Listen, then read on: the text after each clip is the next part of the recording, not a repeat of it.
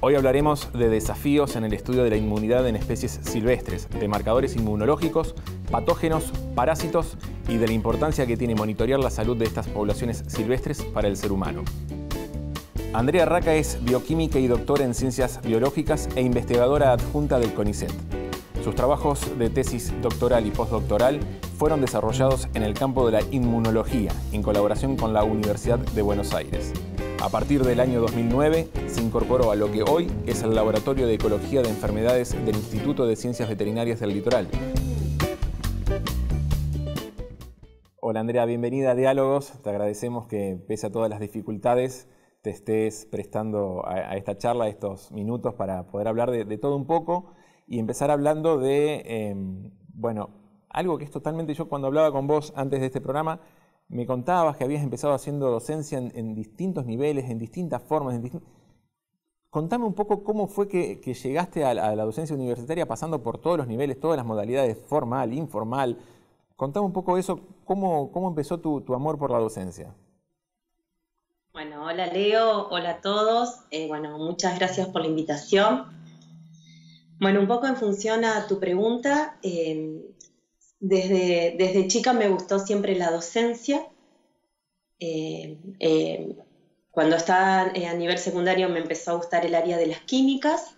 Bueno, me introduje en lo que es la carrera de bioquímica, que es mi formación de grado. Y en forma paralela yo había hecho un magisterio en inglés y comencé a dar clases. Fue una muy buena experiencia, fueron muchos años de trabajo en escuelas primarias. Trabajé en escuelas primarias de la ciudad de Santa Fe, en diversas escuelas primarias. En forma paralela me estaba recibiendo de bioquímica y me incursioné en lo que es el doctorado en ciencias biológicas de la Facultad de Bioquímica. Y bueno, comenzado el doctorado, desde el mismo momento en que comencé el doctorado, comencé a dar clases en la misma Facultad de Bioquímica donde estaba haciendo el doctorado. En forma paralela, tuve intenciones de comenzar también a trabajar en escuela secundaria, una vez que, en realidad la escuela secundaria comencé a trabajar cuando se me había terminado la beca doctoral, hasta que comencé el postdoc. Entonces, fue una larga trayectoria en docencia a nivel primario, a nivel secundario, a nivel universitario. También cargo que actualmente me desempeño como docente en la Universidad de Ciencias de la Vida y la Salud de Wader, también con muchos años de trayectoria.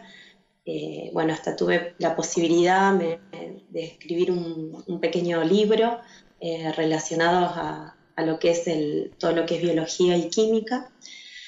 Así que lo hago con mucha pasión. A lo que es la docencia me gusta mucho y también estoy a cargo de muchos cursos de posgrado en lo que es la misma Universidad Nacional del Litoral.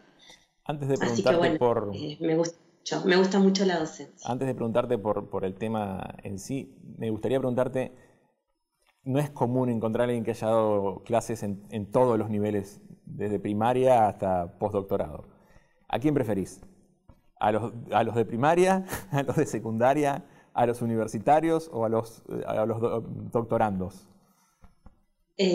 Todos los niveles tienen sus pros y sus contras. El nivel secundario es el que decidí como en su momento abandonar o con el que menos me sentí cómoda. Son grupos a mi criterio como un poco más complejos por la edad de los alumnos. Tienen otro tipo de intereses que van un poco más allá de lo académico muchas veces, no digo que todos, pero la gran mayoría es algo lógico que vivimos todos los docentes y los papás, los tíos, los abuelos, conocemos lo que es la adolescencia en los chicos. Alguna vez también fuimos adolescentes. Fue muy enriquecedor. Todos los niveles tienen sus cosas y lo bueno es que toda esa trayectoria a uno le da como experiencia en manejo de diferentes grupos, con diferentes intereses. Fue muy buena experiencia. Yo ahora actualmente no ejerzo, hace ya muchísimos años no ejerzo más la actividad docente de grado, perdón, a nivel primario ni secundario, solamente estoy dedicada a la de grado y posgrado. Y te pregunto, porque vos empezaste estudiando lo que era el ser humano. ¿El hecho de haber pasado por la secundaria tiene que ver con tu decisión de dejar de estudiar a los humanos y empezar a estudiar los animales? Mira, a mí, bueno, cuando terminé mi carrera de grado, empecé a desarrollar mis tareas docentes, como dije recién, en el área de inmunología, en la cátedra de inmunología de la Facultad de Bioquímica. Y a mí lo que me gusta es el estudio del sistema inmune. El hecho de, bueno, haber comenzado, yo hice, bueno, mi doctorado en trasplante renal y mi postdoc en tema también relacionado a lo que es trasplante renal humano. Bueno, fue un poco la inclinación porque yo al estar en la Facultad de Bioquímica, bueno, el interés, el foco, si bien no es el principal, porque también se trabaja con animales y demás, el foco es el humano. Entonces, desde los comienzos, mío fue el individuo con el que yo estudiaba sistema inmune, diríamos, era el ser humano.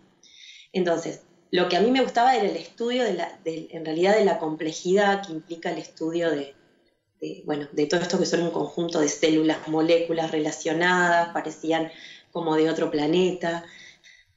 Así que bueno, no es el foco el humano o el animal, sino que el foco mío es el sistema inmune. ¿Qué es la inmunología? Es el estudio del sistema inmune.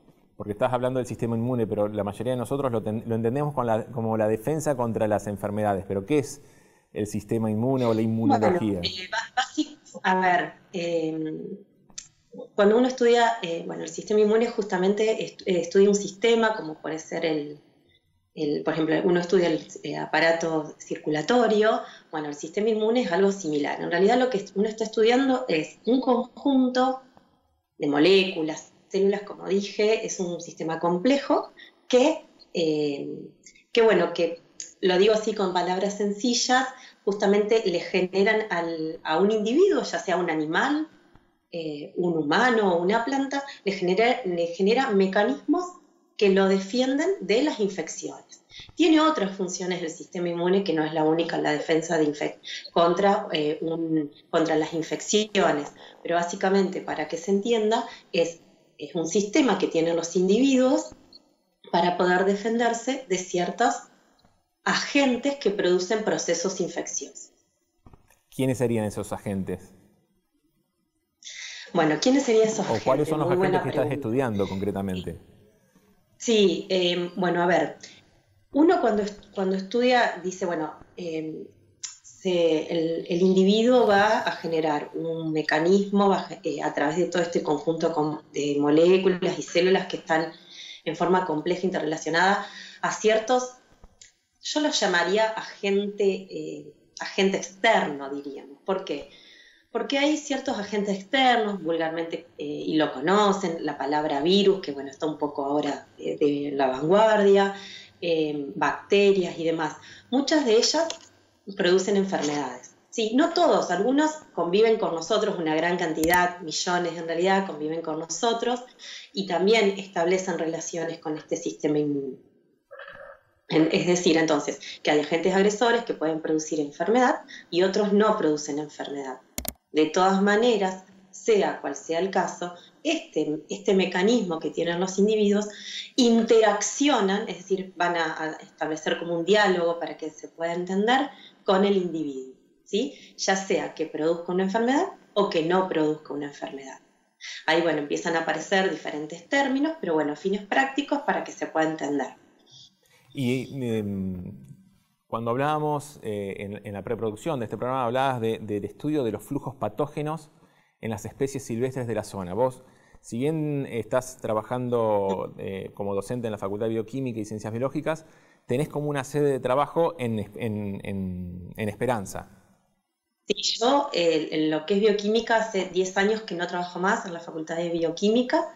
Estoy trabajando actualmente en la Facultad de Veterinaria ya hace 10 años. Esos fueron mis inicios, donde yo me formé como mi carrera de posgrado y mi postdoc lo hice en la Facultad de Bioquímica. Luego empecé a estudiar todo lo que es el sistema inmune en animales y en realidad nosotros, al grupo al cual pertenezco, ¿sí? Hago mis aportes de la inmunología a lo que son sistemas naturales. Es decir, yo estudio este mecanismo que tienen los individuos para poder, entre comillas, defenderse. Tienen otros mecanismos, no es el único, de defenderse en las especies silvestres. ¿Sí? ¿Y eso lo estoy... Ajá. ¿Y en qué especies están haciendo los estudios? ¿En qué especies silvestres?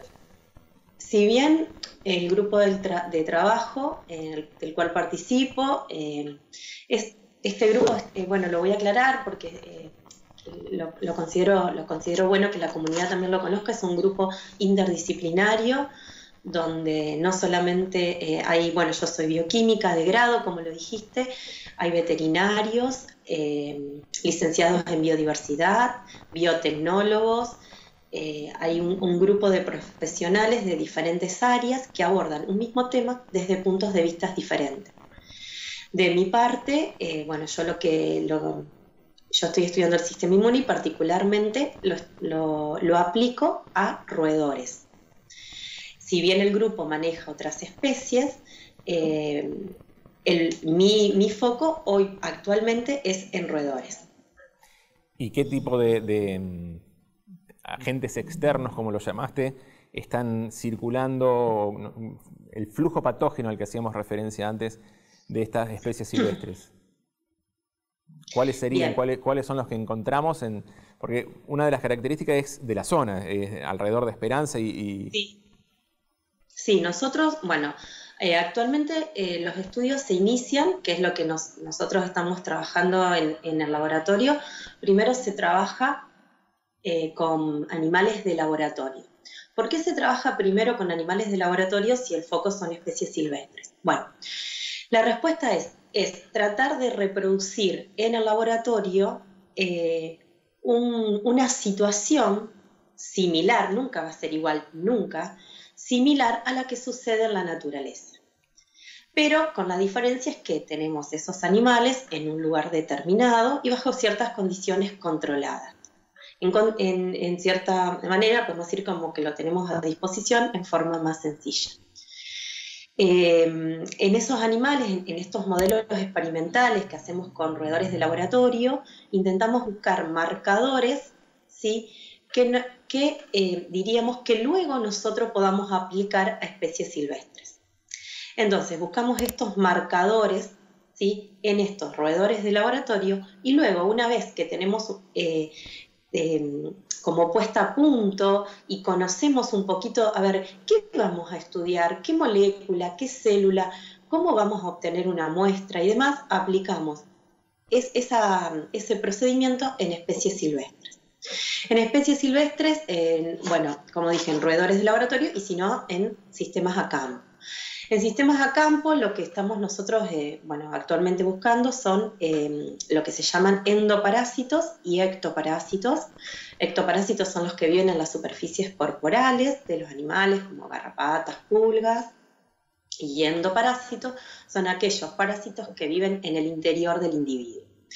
Si bien también se están buscando otros patógenos, esos otros patógenos no se hace la evaluación en el laboratorio nuestro, muchas veces se derivan a otros laboratorios porque insume técnicas más complejas para poder utilizar, para poder evaluarlas.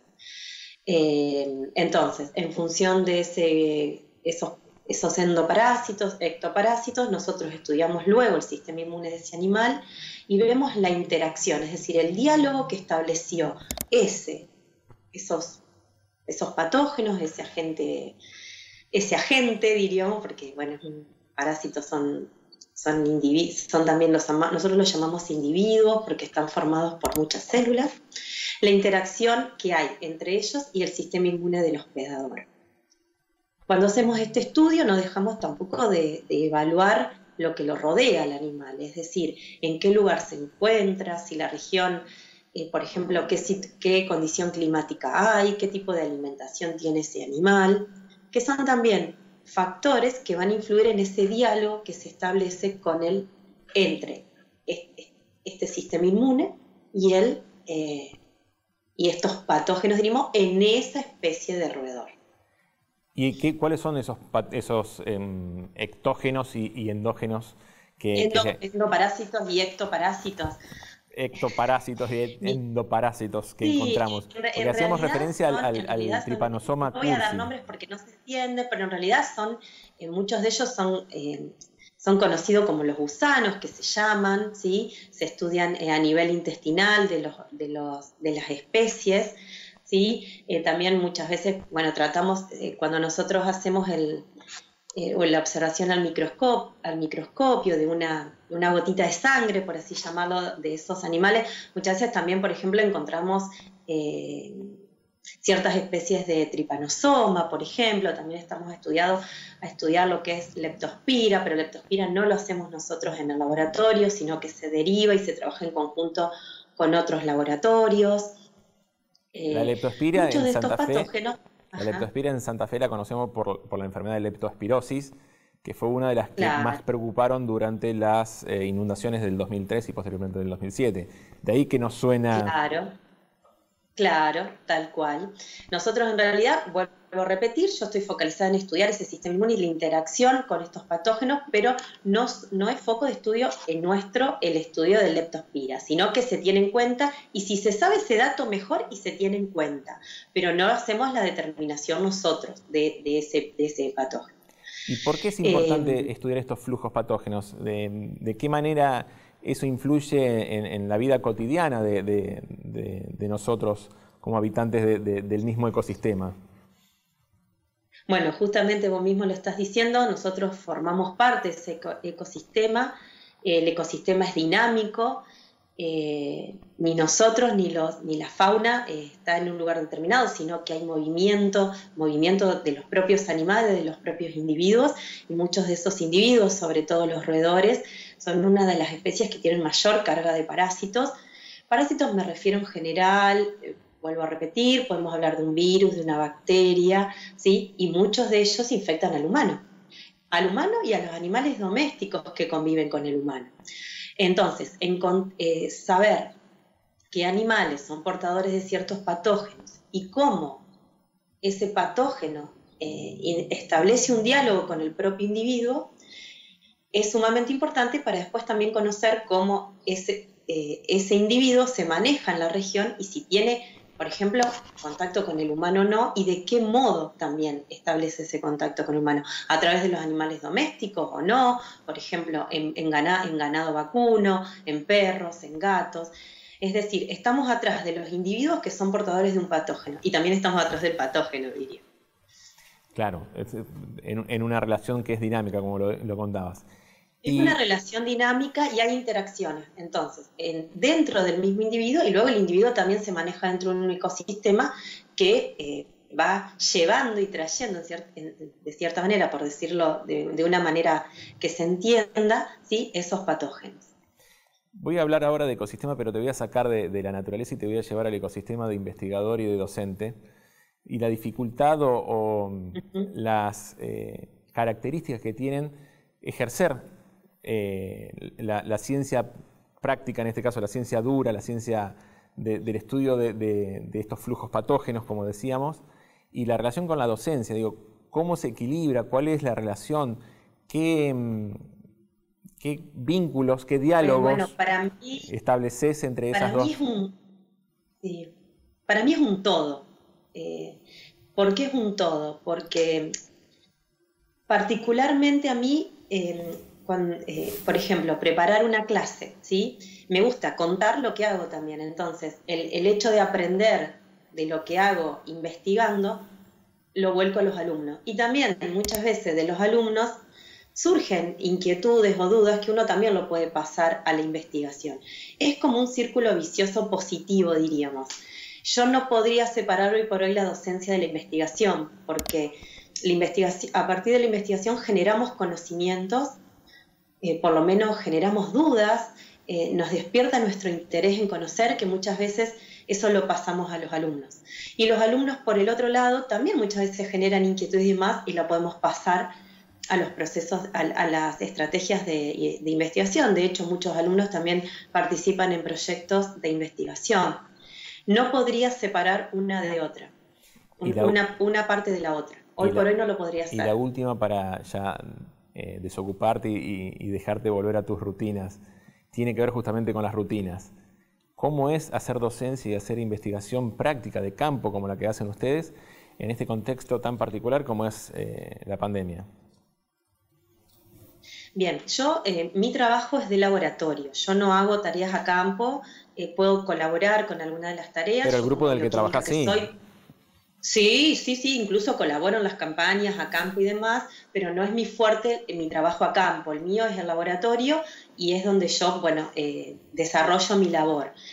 Se hace muy complejo actualmente, son muchos los permisos que se requieren para poder hacerlo, estuvimos parados mucho tiempo hasta que nos dieron los permisos para poder movernos, pero bueno, si uno quiere se puede y con los permisos lo hemos hecho y lo estamos haciendo, diría. Pero es complejo porque muchas veces uno tiene organizada una campaña y cierta persona no se pudo mover, no pudo llegar al lugar porque no había transporte o porque justo tuvo contacto estrecho, está aislado. Bueno, se hace complejo, pero se puede. ¿A qué te referís cuando hablas de campañas?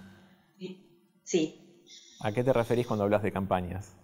Cuando hacemos campaña, hacemos referencia a las salidas a campo a tomar muestras justamente de estas especies silvestres. Vuelvo a repetir, yo trabajo en el laboratorio, pero colaboro, ¿sí?, con los chicos que tienen la formación para hacer esos trabajos a campo. Andrea, te agradecemos muchísimo que te hayas prestado. Sabemos que estar frente a cámara no es precisamente lo que más gracia te hace. Sabemos que fue un esfuerzo grande y por eso queremos destacarlo y agradecértelo una vez más. Gracias por prestarte y gracias por ser parte de Diálogos. Gracias a ustedes por la invitación y estoy a disposición.